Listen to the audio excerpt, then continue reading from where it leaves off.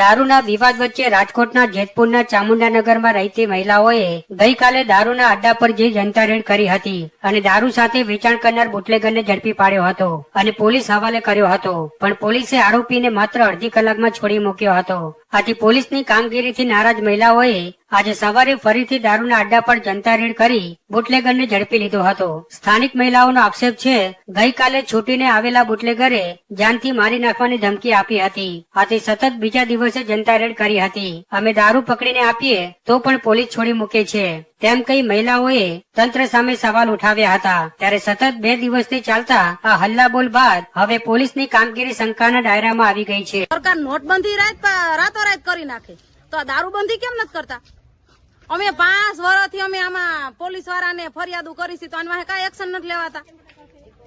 ગઈકાલે રેડ કરેલી હતી જનતા રેડ, આજે બીજી કરેલી? હા, કાલે કરેલી. કાલે પોલીસ લઈ ગયા, અડધી કલાકમાં પાછા મૂકી ગયા.